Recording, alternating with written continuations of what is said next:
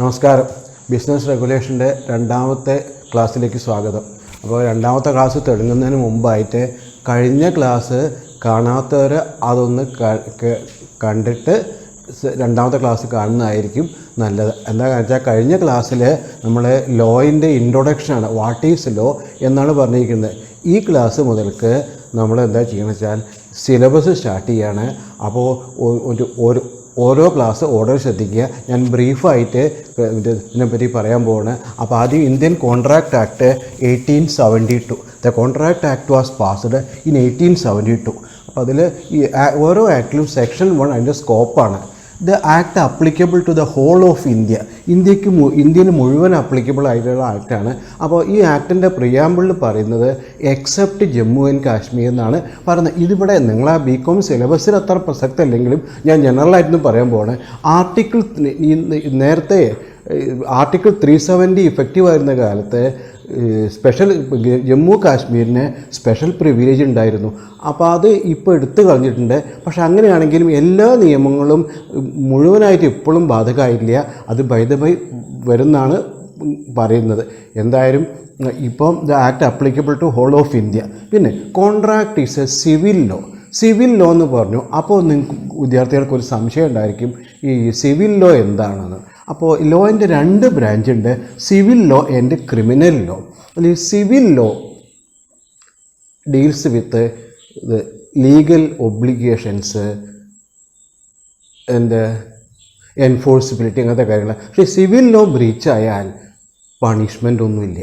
അതേസമയം criminal law deals with offence and punishment. അതിന് മനസ്സിലായി കുറ്റവും അത് കുറ്റം ആരോപിച്ച വ്യക്തിയെ കുറ്റവിചാരണ ചെയ്യുക, പ്രോസിക്യൂഷൻ, ഇഫ് പ്രൂവ്ഡ്, പണിഷ്മെൻറ്റ്. അതാണ് ക്രിമിനൽ. അതുകൊണ്ട് നിന്ന് മനസ്സിലാക്കാൻ അത്ര പ്രസക്തമല്ല.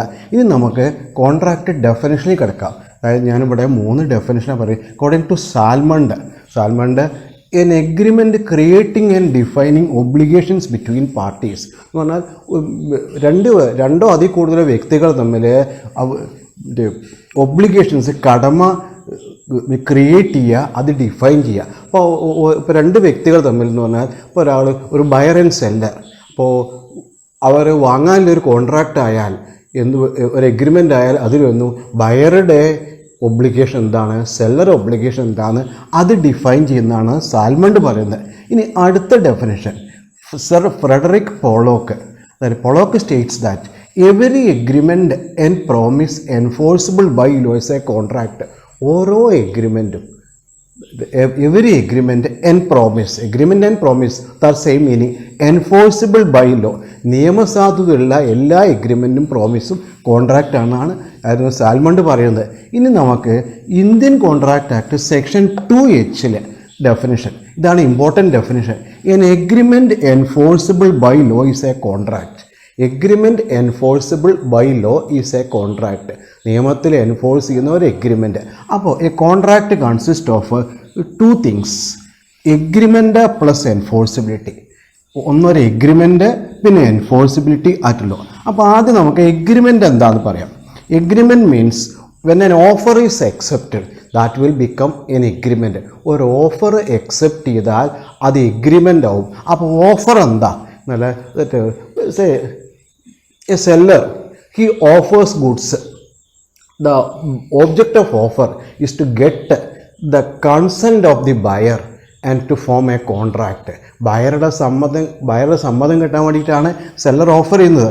അപ്പോൾ ഓഫർ കഴിഞ്ഞാൽ ഓഫർ ചെയ്യുന്നയാൾ ഓഫർ അത് അക്സെപ്റ്റ് ചെയ്ത് കഴിഞ്ഞാൽ അത് എഗ്രിമെൻ്റ് ആവും.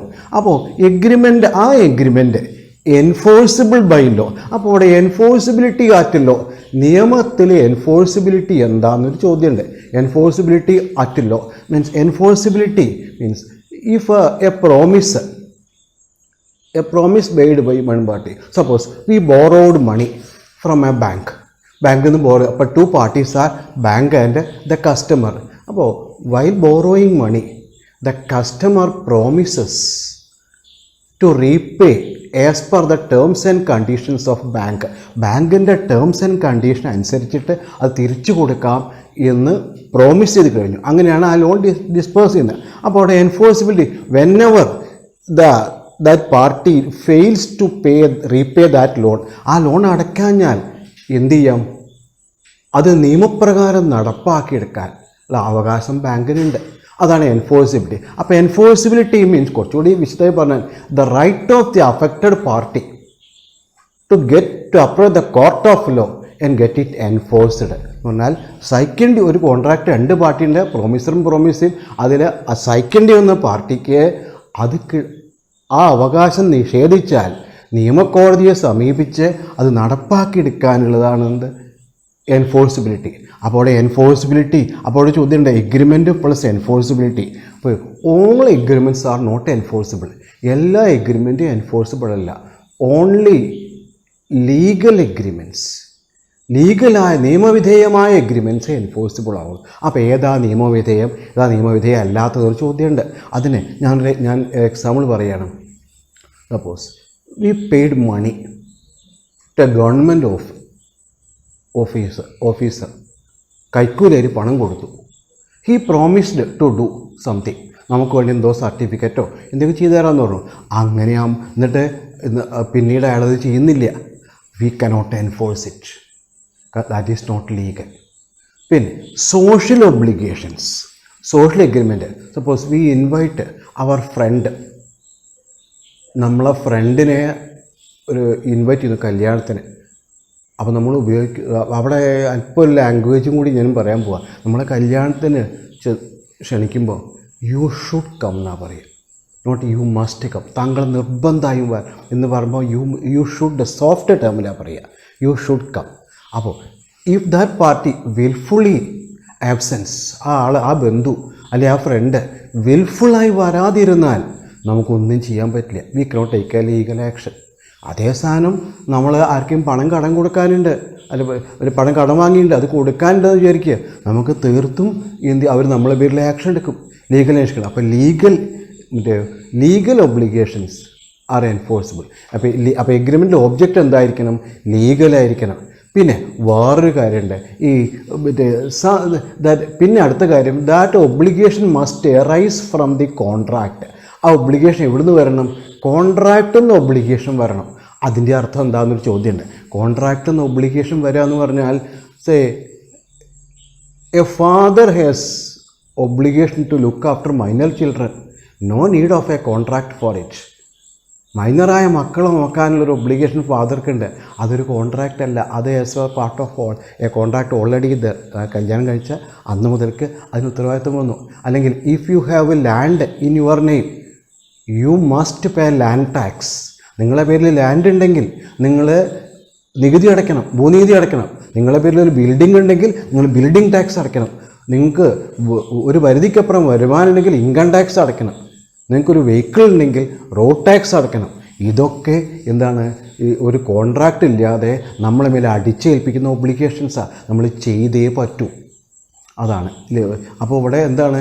Legal obligation. ഇത് ഒബ്ലിഗേഷനാണ്, നിയമപരമായി കോൺട്രാക്റ്റിൽ നിന്ന് വരുന്ന ഒബ്ലിഗേഷൻസാണ് എൻഫോഴ്സ് ചെയ്യുക. അപ്പോൾ it should not be illegal, immoral or oppose to public policy. എന്താവരുത്? ഇല്ലീഗൽ ആവരുത്, ഇമ്മോറൽ ആവരുത്, പബ്ലിക് പോളിസിക്ക് ആവരുത്. It must arise from the contract. അപ്പോൾ എന്താണ്? ഒരു ഓഫർ അക്സെപ്റ്റ് ചെയ്താൽ അത് എഗ്രിമെൻ്റ് ആവും. എഗ്രിമെൻ്റ് എൻഫോഴ്സിബിൾ ആണെങ്കിൽ അത് contract. Once again, what is enforceability? Enforceability means the right of the affected party. സഹിക്കേണ്ടി വന്ന പാർട്ടിക്ക് നിയമകോടതിയെ സമീപിച്ച് നടപ്പാക്കാനുള്ള അവകാശം. Suppose a legal right is denied, നമുക്കുള്ളൊരു ലീഗലായ അവകാശം ഡിനൈ ചെയ്താൽ you can approach the court of law to get it enforced. കോടതിയിൽ പോയാൽ ആ എൻഫോഴ്സ് ചെയ്യും. പക്ഷേ court won't accept all cases.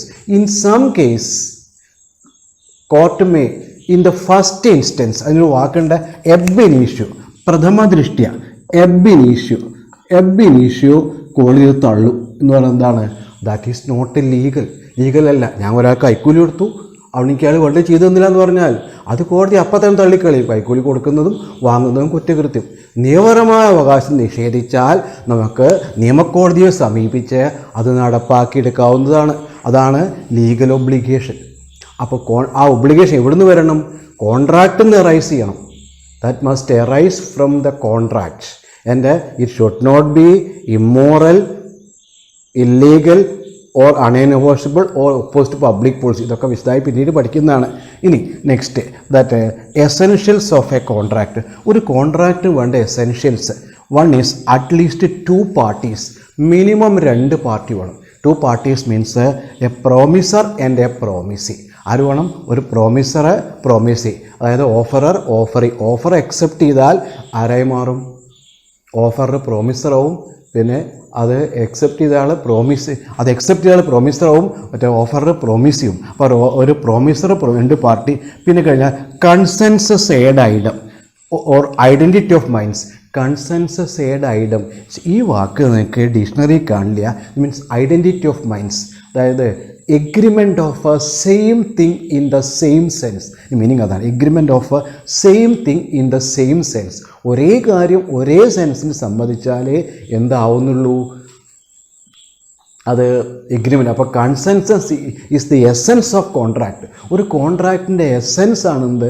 Conscience. Consensus ad idem, അതുണ്ടായാലേ കോൺട്രാക്റ്റ് ആവുന്നത്. ഇനി മൂന്നാമത്തത് പ്രോമിസ് ഓർ റെസിപ്രോക്കൽ പ്രോമിസ്. ഒന്ന് പ്രോമിസ് അല്ലെങ്കിൽ റെസിപ്രോക്കൽ പ്രോമിസ്. പ്രോമിസ് യൂനോ, ഒരു വാഗ്ദാനം, ഒരു വാക്ക് കൊടുക്കുക.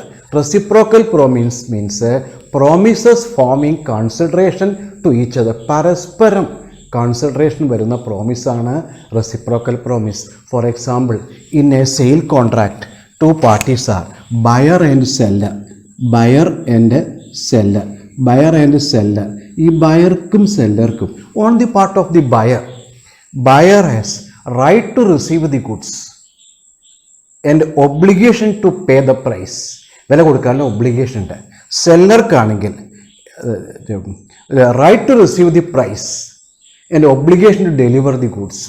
അപ്പോൾ ഞാൻ ഒന്നുകൂടി പറയാം, വാങ്ങുന്നയാൾക്ക് ആ സാധനം കിട്ടാനും ഉള്ള അവകാശമുണ്ട്.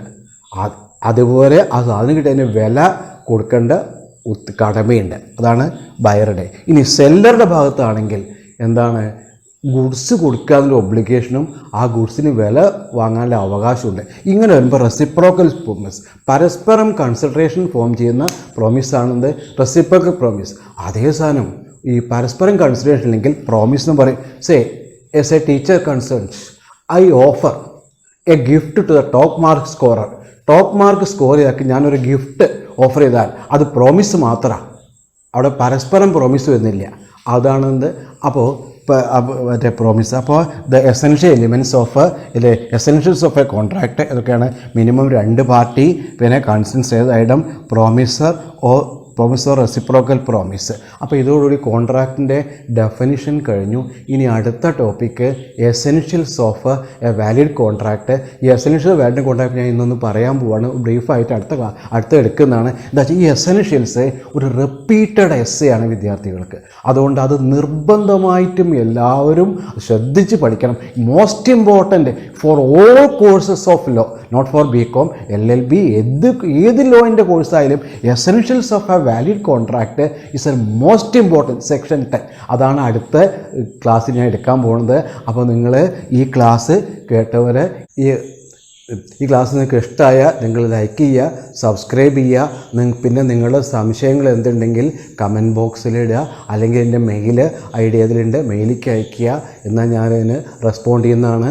അപ്പോൾ അടുത്ത ക്ലാസ് എസെൻഷ്യൽ വാലിഡ് കോൺട്രാക്റ്റ് തീർത്തും എല്ലാവരും ശ്രദ്ധിക്കുക. അപ്പോൾ ഇനി അടുത്ത ക്ലാസ് വരെ നമുക്ക് വിടാം.